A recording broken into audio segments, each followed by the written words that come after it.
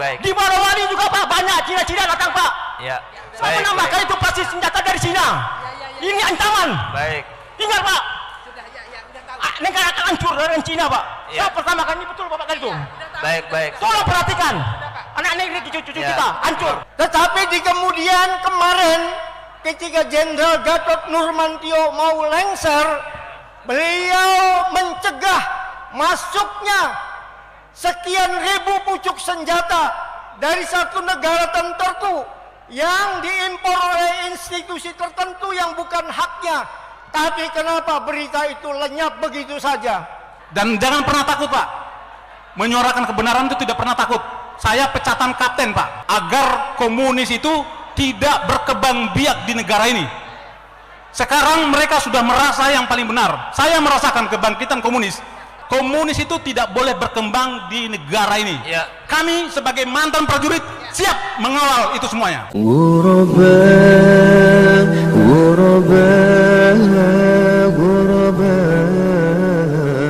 Nama Bismillahirrahmanirrahim. lembaganya, Assalamualaikum Pak. warahmatullahi wabarakatuh. Nama saya Haji Ahmad Baidowi Adnan. Dulu selama 10 tahun menjadi aktivis gerakan pemuda Ansor di DKI Jakarta. Saya komandan Banser Jakarta Pusat 66 sampai dengan 73. Saya ingin menyampaikan dalam kesempatan ini novum baru kalau istilahnya saudara Adi Masardi tadi. Dalam kapasitas sebagai ketua Regu Ansor, saya memimpin pasukan Ansor bekerja sama dengan Batalion 328 Kujang 2 dari Bandung melakukan operasi pencarian senjata-senjata Cung yang ditanam di tanah-tanah di sekitar Rawasari, Rawakerbo dan di sekitarnya. Alhamdulillah menemukan belasan pucuk senjata. Jadi fakta ada senjata Cung untuk angkatan kelima itu bukanlah isapan jempol. Saya berani angkat sumpah, sampai detik ini saya masih bisa tunjukkan di mana galian-galian senjata yang disimpan itu. Tetapi di kemudian kemarin ketika Jenderal Gatot Nurmantio mau lengser, beliau mencegah masuknya sekian ribu pucuk senjata dari satu negara tertentu yang diimpor oleh institusi tertentu yang bukan haknya. Tapi kenapa berita itu lenyap begitu saja? Ini pertanyaannya. Tolong jawab. Yang kedua tadi Saudara Salim Said mengatakan, di mana peran sebenarnya yang menggerakkan umat Islam kerjasama dengan ABRI waktu itu untuk bersama-sama menumpas G30 SPKI.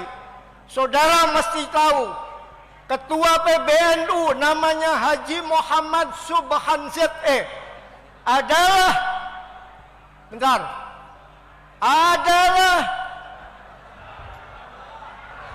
Ketua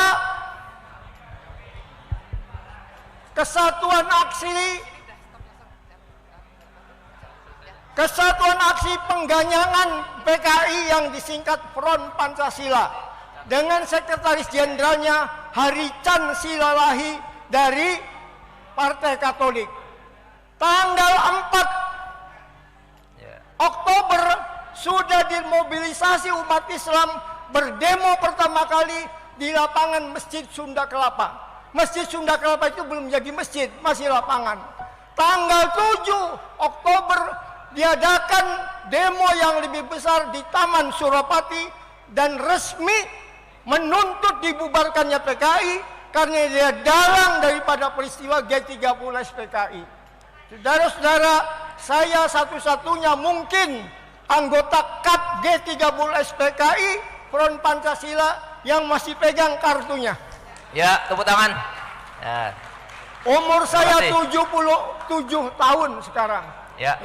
Jadi saya memberikan kesaksian yang utuh bahwa dari demo-demo itu cucunya Gus Solah ini, Mbah Bisri dan Mbah Wahid, Mbah Wahab itu membimbing kami anak-anak muda Ansor tiap hari mengadakan yasinan, tiap hari mengadakan tahlilan untuk kemenangan umat Islam. Dan kami dibekali doa-doa oleh beliau-beliau mbah-mbah itu. Dengan salah satu wiridannya, Maulaya sholli wa sallim daiman abada ala habibika khairil khalqihi multakimi. Itulah yang membuat kami besar. Ya. Ya, terima kasih. Jadi ini adalah novum baru, Terima kasih, temuan baru. Terima kasih. Wassalamualaikum warahmatullahi wabarakatuh. Baik. Mohon izin, perkenalkan nama saya ex Kapten Infanteri Ruslan Buton. Saya pendiri Serdadu Ekstrim Matra. Jadi mantan prajurit dari 3 matra darat, laut dan udara. Saya tertarik untuk mengikuti kegiatan ini karena memang saya seorang nasionalis. Yang pertama, saya ingin bertanya kepada bapak-bapak. Kita semua prihatin, Pak. Saya sejak masuk melihat yang hadir di dalam ruangan ini cukup banyak, tetapi rata-rata generasi tua. Generasi mudanya seakan-akan tidak tertarik dengan tema ini. Ini menjadi suatu tantangan, suatu pertanyaan untuk kita semuanya, menjadi tanggung jawab pekerjaan rumah untuk kita semua. Bagaimana tadi beberapa yang menanyakan supaya kita harus masuk ke kampus, supaya harus masuk ke sekolah-sekolah. Itu yang pertama. Dan jangan pernah takut, Pak. Menyuarakan kebenaran itu tidak pernah takut. Saya pecatan kapten, Pak. Gitu. Hanya menyuarakan kebenaran. Yang kedua, saya perlu sampaikan juga, ataupun saya bertanya, sampai kapan kita berdialog tentang ini? Sampai kapan kita bisa mengambil sikap agar komunis itu tidak berkembang biak di negara ini? Sekarang mereka sudah merasa yang paling benar. Saya merasakan kebangkitan komunis sejak beberapa tahun yang lalu. Tadi sudah disampaikan oleh adik satu, sejak dihilangkannya pelajaran PMP dirubah, sejak dihilangkannya sejarah perjuangan bangsa sekarang dihilangkan, Pak. Artinya generasi kita muda sekarang ini sudah tidak tahu sejarah, Pak. Mereka sudah tahu PKI itu masa bodoh, nggak berbahaya. Bagi saya sangat membahayakan. Ancaman PKI, saya bercerita sedikit, Pak. Apakah para pekerja Cina, TKA Cina yang masuk ini bukan merupakan ancaman, Pak? Saya dari Ternate, Pak. Saya di dinas terakhir sebagai komandan kompi di Satuan 732 Raider di Ternate. Setiap saya pulang jam 2 malam penerbangan, di bandara itu hampir penuh dengan orang-orang Cina. Tidak bisa berbahasa Indonesia. Bayangkan, Pak. Saya contohkan satu. Sebentar, Pak. Ini menyangkut kedaulatan negara, Pak. Ya, disingkat, Pak, disingkat. Ya. Sudah 1:30 ini. Betul. Sedikit saya minta waktunya, Pak. Ini menyangkut kedaulatan bangsa dan negara. Jadi, saya ada kasus ketika saya melaksanakan satgas di Pulau Taliabu. Di situ ada kelompok Cina yang banyak sekali. Ketika saya bertanya kepada kepala desa dan saya panggil 5 orang, saya panggil, tidak bisa berbahasa Indonesia, tidak bisa berbahasa Cina, berbahasa Inggris, dan tidak punya paspor, tidak punya visa. Dan saya tangkap. Malam hari saya didatangin satu letkol polisi, AKBP polisi, satu mayor tentara untuk menebus atau menjemput mereka. Saya tolak dengan ada imbalan satu kantong plastik uang. Saya tolak. Baik, Pak. Disingkat, Baik, Pak. Disingkat, Pak. Ya. Sudah Artinya lebih. bahwa negara kita sekarang dalam ancaman, Pak. Negara kita dalam ancaman. Jadi saya mohon harus ada ketegasan dari pemerintah, baik Bapak Fadli, mungkin dibikin dalam bentuk TAP MPR agar komunis itu tidak boleh berkembang di negara ini. Ya. Kami sebagai mantan prajurit siap mengawal itu semuanya. Ya, setuju. Terima kasih. Siap. Terima kasih, tepuk tangan. Terima kasih, Bapak Ibu sekalian. Jadi sudah banyak sekali masukan, saran. Kita beri kesempatan kepada. Pak, terakhir, Pak, saya terakhir menambahkan Sudah Bapak ini cukup, tadi. cukup, Pak, Pak. satu menit, Lanjut, Pak. kita Pak, nanti terus satu kepada panitia, Pak. satu menit. Pak, ini Pak yang nyata. Saya Denny, pengamat politik Indonesia. Ini Pak, saya menambahkan, masuk dulu Pak. Pak, perlu dipertanyakan itu posisi Menteri Hukum dan HAM Yasona Yaholai. Dia kan udah mundur dari kementerian, kenapa dia ditarik lagi? Itu maksudnya apa? Supaya Cina-Cina yang datang ke Indonesia merubah paspornya langsung menjadi warga Indonesia. Baik. Di Morowali juga Pak, banyak Cina-Cina datang Pak. Ya. Saya menambahkan itu pasti senjata dari Cina. Ini ancaman. Baik. Ingat Pak, negara akan hancur dari Cina Pak. Ya. Saya pertama kali betul Bapak tadi itu. Baik. Tolong perhatikan. Anak negeri cucu Ya. kita hancur. Terima kasih, Pak. Terima kasih. Oke. Udah, Banyak silakan sekali pertanyaannya moderator. dan nggak begitu terdengar dari sini, Pak Fadlizon, Pak Sodikun, kami juga, tapi berusaha kita catat sebisa-bisanya. dan insya Allah panitia lebih mencatat lebih baik. Silakan Pak Fadlizon atau Pak Sadiqun dulu, monggo silakan. Mungkin 10 menit aja Pak maksimal. Kalau bisa 5 menit. Dirangkum saja karena waktu sudah semakin siang. Sementara nanti masih ada Pak Taufik dan Pak Kiai Solahuddin akan menyampaikan. Saya terus terang ya, jadi kurang bisa menangkap secara jelas pertanyaan-pertanyaan sangat apik dan strategis. Itu terus terang saja.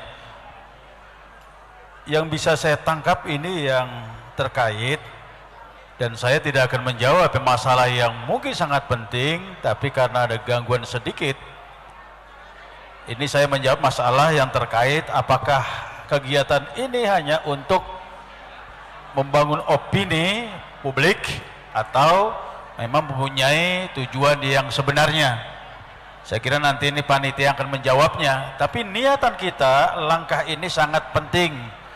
Langkah silaturahmi kita ini sangat strategis untuk titik awal kita memulai sebuah gerakan yang sifatnya sangat universal dan strategis.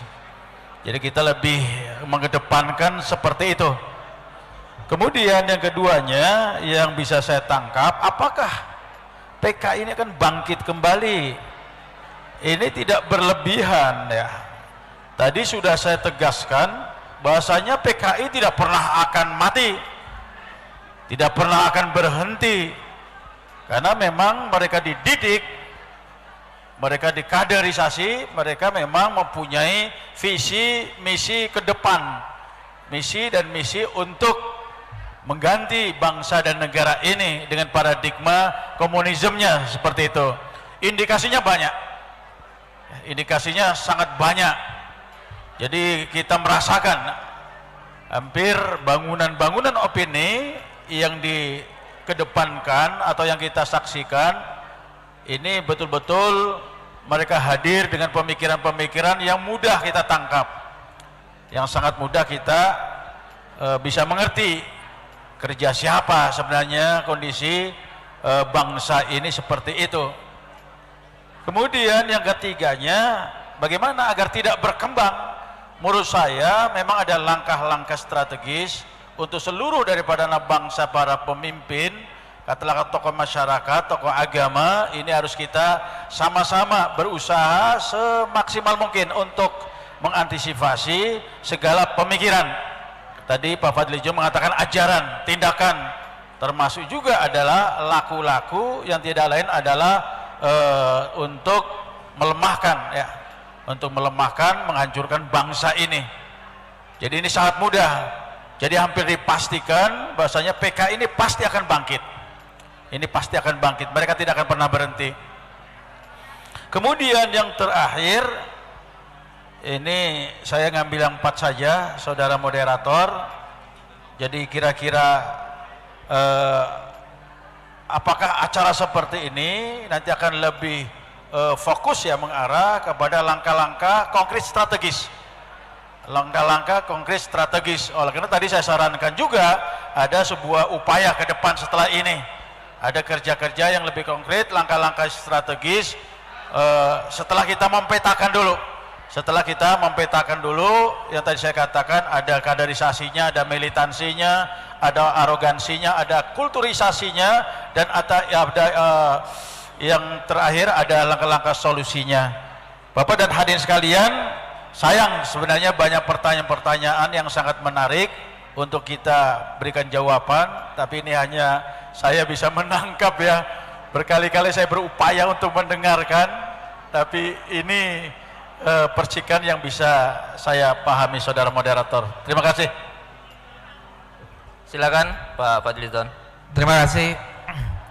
Pertama, apakah komunisme atau PKI bisa bangkit lagi? Saya kira bisa saja kalau kita tidak waspada dan juga kita tidak menjaga aturan-aturan yang ada ini untuk tidak diubah gitu.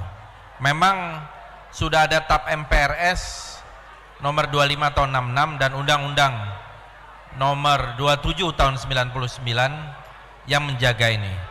Tetapi kalau satu hari karena perubahan politik, kita tidak tahu kapan, dan ada upaya untuk mencabut TAP MPRS nomor 25 dan juga undang-undang itu, saya kira ini adalah awal dari sebuah upaya untuk melakukan rekonstruksi atau revitalisasi, mungkin dengan bentuk-bentuk yang baru.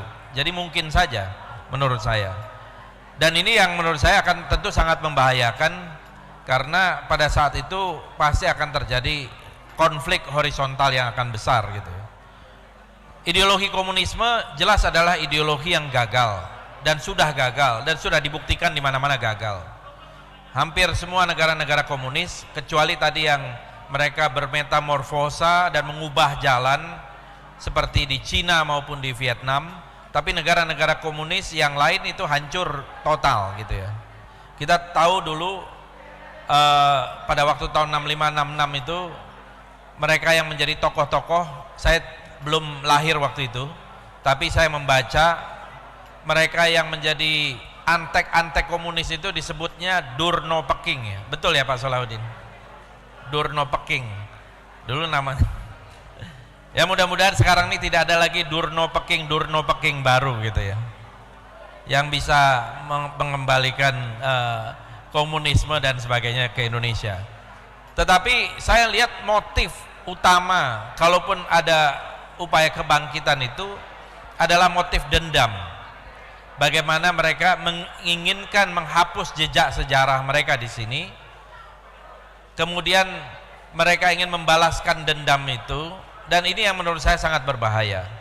Kalau secara ideologi mudah sekali kita patahkan karena kegagalan itu, meskipun sekarang ada revisionis, ada revisi-revisi terhadap komunisme dan terhadap sosialisme itu sendiri. Lalu saya melihat yang juga perlu kita jaga adalah sekarang jangan sampai, kan cara-cara komunisme itu adalah cara-cara adu domba. Nah jangan sampai justru upaya-upaya adu domba ini yang disusupi oleh mereka yang mempunyai cara berpikir komunis gitu ya.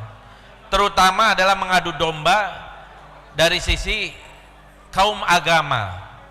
Saya melihat bahwa isu radikalisme dan isu terorisme itu paling mudah ditumpangi oleh orang-orang yang mempunyai cara berpikir adu domba seperti komunisme itu.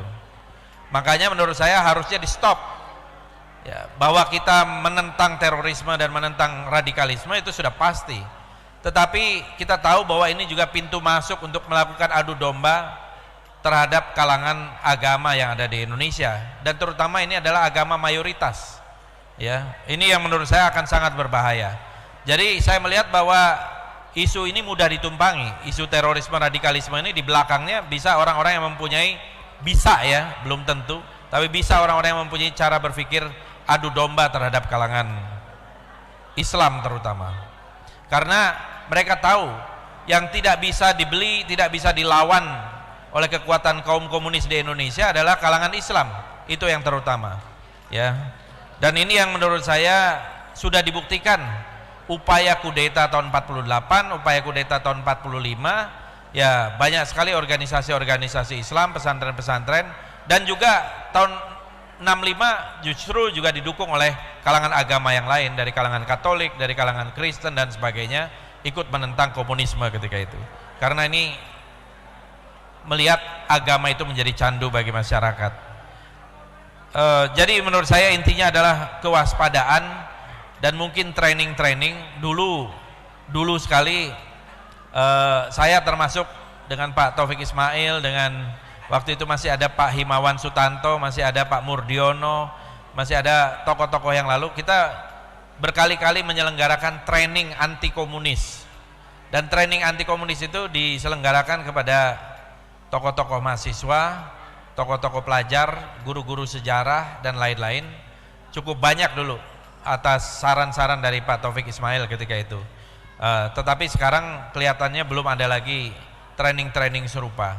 Mungkin Gerakan Bela Negara bisa mengambil alih training-training seperti ini ya, yang saya kira akan sangat bermanfaat dari sisi tinjauan sejarah, dari sisi ideologi, dari sisi gerakan dan lain-lain, dalam rangka untuk kewaspadaan nasional kita. Terima kasih. Wassalamualaikum warahmatullahi wabarakatuh. Waalaikumsalam. Mari kita beri aplaus lagi kepada dua narasumber. Demikian Bapak Ibu sekalian, sesi kedua telah berlangsung. Mohon maaf apabila ada salah kurangnya dalam memandu di sesi kedua ini, dan kita akhiri bersama-sama dengan membaca hamdalah. Alhamdulillahirabbil alamin. Wallahul muwaffiq ila aqwamit thoriq. Wassalamualaikum warahmatullahi wabarakatuh. Terima kasih moderator. Ya, tepuk tangan untuk moderator dan juga panelis Kiai Haji Sodikun dan Dr. Fadlison. Masya Allah, bukan main ini. Ya, Dik Fadli, nanti GPN mau mengadakan itu training anti komunis. Baik, Bapak Ibu hadirin, tolong nanti masih ada 1-2 lagi dana bagi negeri. Bapak Kiai Haji Dr. Insinyur Salahuddin Wahid. Oh, disilakan. Ya, maaf, Pak Taufik Ismail, Dr. Haji Taufik Ismail, dipersilahkan untuk memberikan pidato kebudayaan dan nanti ditutup oleh Kiai Haji Dr. Insinyur Salahuddin Wahid dalam closing statement, dan dipersilakan. Ya, tepuk tangan meriah untuk Dr. Haji Taufik Ismail. Assalamualaikum warahmatullahi wabarakatuh.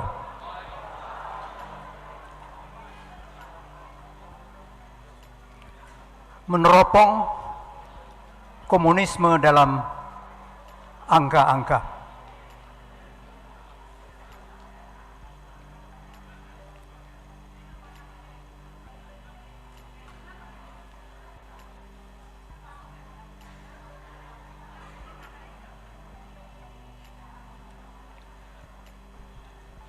Komunisme membantai 120 juta manusia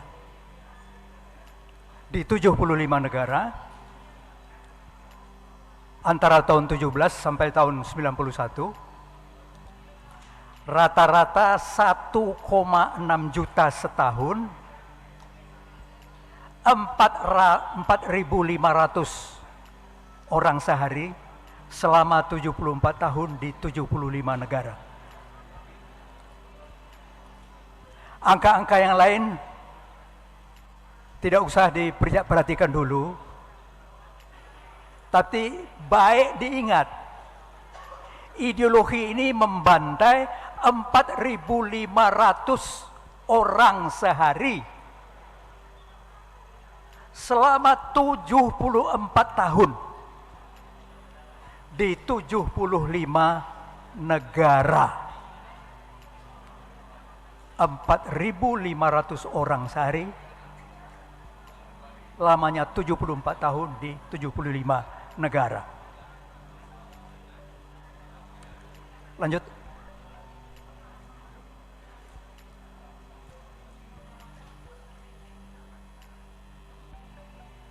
Kemudian dia kudeta di 75 negara selama 69 tahun sepanjang abad 20. Kemudian berhasil mendirikan 28 negara komunis. 28 negara komunis. Lanjut.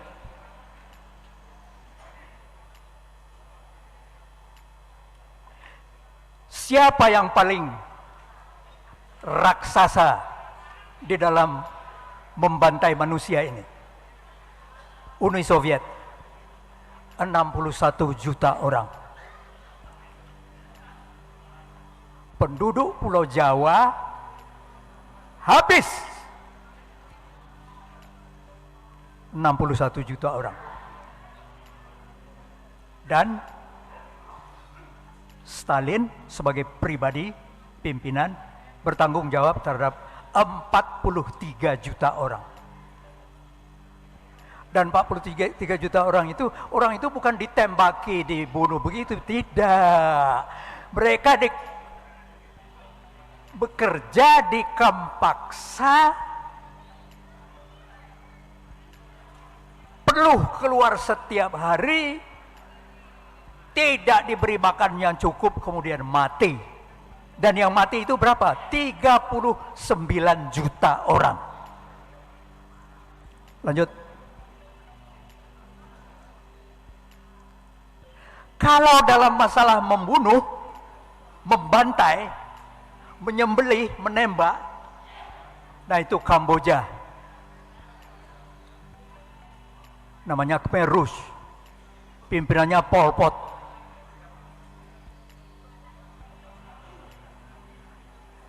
Dua juta orang penduduknya sendiri itu, bangsanya sendiri, itu dibantai 28% dari penduduk yang 7 juta. Jadi penduduk Kamboja 7 juta orang itu dibantai 2 juta orang. Dan yang membantai ini apa, negara tetangganya atau negara yang lain? Tidak, dia sendiri. Itu Kamboja.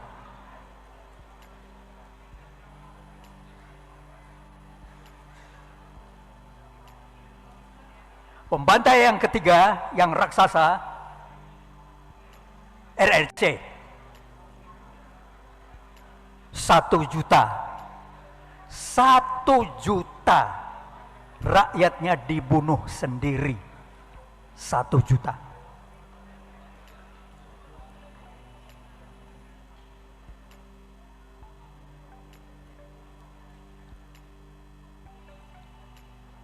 Partai Komunis Khmer Rouge Kamboja itu yang dibantai itu 2 juta orang dalam 44 bulan. Artinya itu 1 orang 1 menit selama 3,5 tahun. Kita renungkan sebentar, kita pejamkan mata kita. 3,5 tahun di negeri kita, manusia dibunuh 1 orang setiap 1 menit. Lihat arloji, setiap 1 menit 1 orang. Menit kedua 1 orang lagi, menit ketiga 1 orang. Dan itu selama 3,5 tahun. 2 juta orang. Orang komunis Kamboja membunuh bangsanya sendiri itu 2 juta orang dalam 44 bulan. Lupakan 44 bulan. Ingat, 1 orang 1 menit, 1 orang 1 menit, 1 orang 1 menit.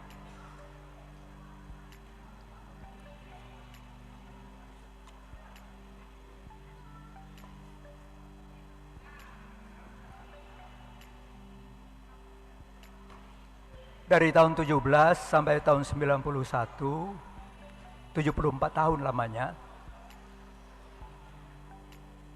Partai Komunis itu membunuh 120 juta manusia. Dalam sejarah dunia, seluruh perang yang berlangsung, perang dunia, perang lokal, banyak perang. Itu korbannya 38 juta.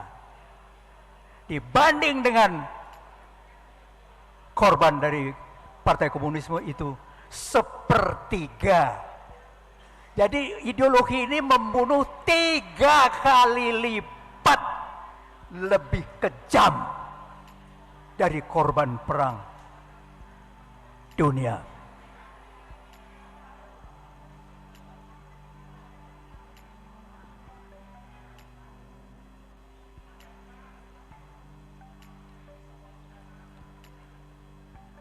Seluruh perang di dunia dari Nabi Adam sampai sekarang, saat itu korban perang dunia 1, kedua, Korea, Vietnam, Irak, Afghanistan, Palestina, Lebanon, digabung jadi 1, itu cuma 1/3. Cuma 1/3 dari keganasan komunisme.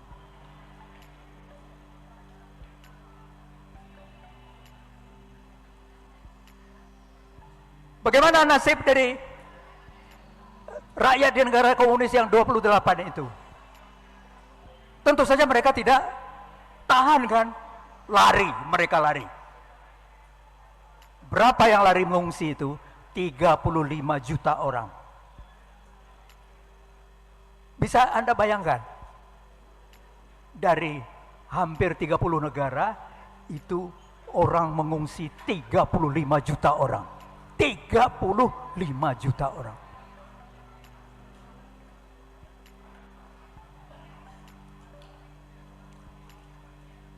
Nah, kalau mau disebut algojonya ada 4 orang. Lenin, Stalin, Mao Zedong, dan Pol Pot. Angka-angkanya tidak usah saya bacakan. Silakan baca sendiri. Lenin, Stalin, Mao Zedong, dan Pol Pot.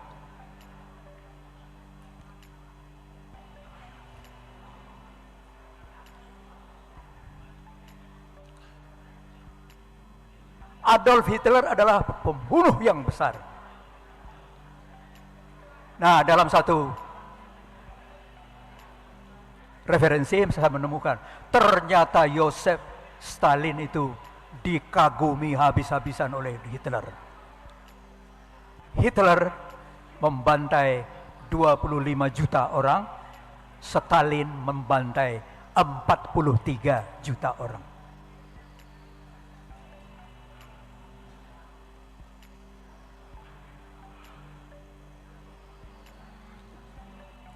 Siapa yang menemukan ideologi ini? Siapa yang membuat buku mengenai ideologi ini? Pada abad 19, 2 orang anak muda, umurnya 30 tahun dan 28 tahun. Siapa itu? Yang satu namanya Karl Marx, yang satu namanya Friedrich Engels. Dan kemudian dalam bukunya dia sebutkan, tujuan ideologi kami adalah merebut kekuasaan dengan kekerasan. Ini tujuannya. Tapi ketika Partai Komunis itu mempropagandakan ideologinya, itu ditutup-tutupi. Merebut kekuasaan dengan kekerasan itu tidak disebut-sebut. Yang disebut adalah tujuan Partai Komunis keadilan sosial, sama rata sama rasa, kemakmuran untuk rakyat. Bohong semua itu, seluruhnya itu bohong. Dan termasuk kita di Indonesia berpuluh-puluh tahun dibohongi oleh ideologi ini.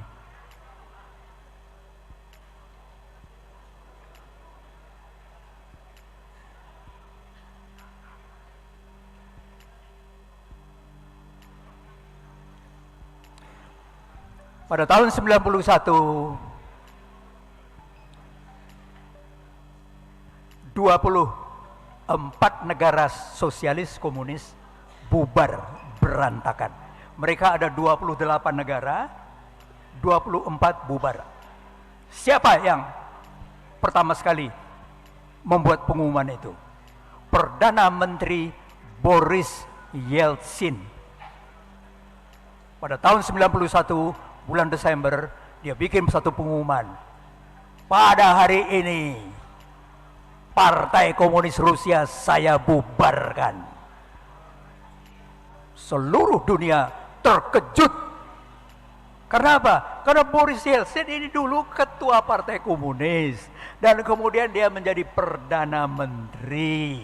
Tapi kemudian pada bulan Desember tahun 91 dia bikin sebuah pengumuman, pada hari ini Partai Komunis Rusia saya bubarkan.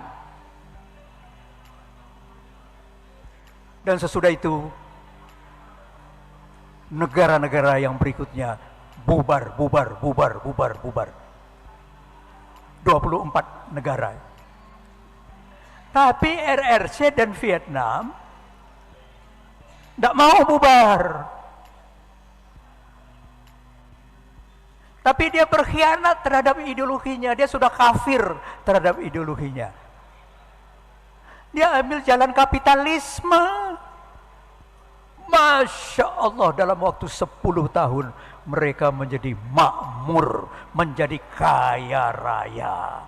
Kaya raya, dan kemudian apa? Karena sudah kaya raya, kerjanya adalah yang mula-mula dilakukan, dia beri pinjaman kepada negara-negara kecil Afrika.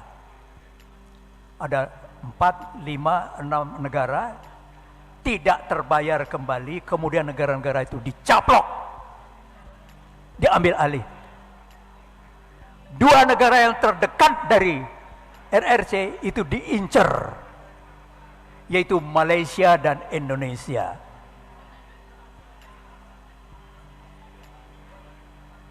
Tentu saja yang paling jadi utama itu Indonesia, dan dia tidak pakai taktik yang dia lakukan di Afrika, tapi mereka langsung masuk. Kemudian ada wali kota yang diincer. Ini dia bisa jadi kaki tangan kita, diincer, kemudian pindah ke ibu kota, kemudian naik ke atas, dan kemudian Masya Allah, Masya Allah, Masya Allah, kita semua mengalami hal ini. Dan kemudian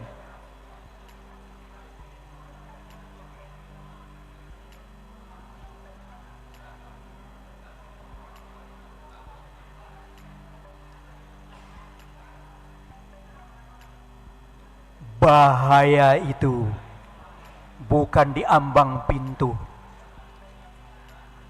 Bahaya itu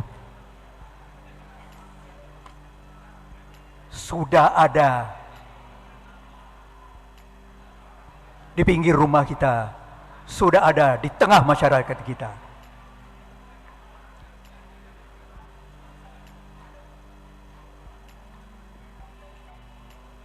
Dengan dasar dendam, disokong oleh RRC. Ideologi ini di dunia wes ora payu didol, tidak laku lagi dijual di sana, di Eropa, di Amerika. Saya dulu waktu SMA kelas 3 itu bersekolah di Amerika. Saya kembali ke sana dengan anak dan cucu saya reuni, dan kemudian mereka waduh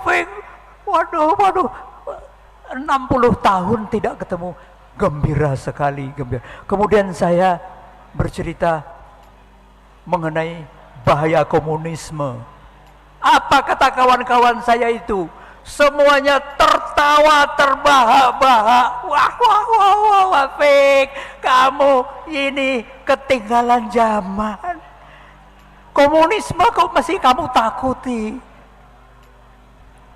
Baru saya ceritakan kepada dia bahwa sejarah yang ada di belahan dunia di sana dengan belahan dunia di sini, baru mereka kemudian, waduh, Fik, mudah-mudahan Indonesia itu diselamatkan oleh Tuhan. Mudah-mudahan. Saya merasa terharu sekali. Ideologi ini sudah gagal total, tidak laku lagi dijual. Haus darah, pandang enteng nyawa manusia. Dia anti Tuhan, immoral, anti perdamaian, pura-pura pro demokrasi. Kita lawan itu dengan membasmi kebodohan, memberantas kemiskinan, menghabisi korupsi, meredam kekerasan dan anarki, menegakkan hukum dan keadilan di negeri kita. Ya Allah, ya Rabb, selamatkanlah negeri kami, selamatkanlah bangsa kami. Amin, amin ya Rabbal Alamin. Wassalamualaikum warahmatullahi wabarakatuh.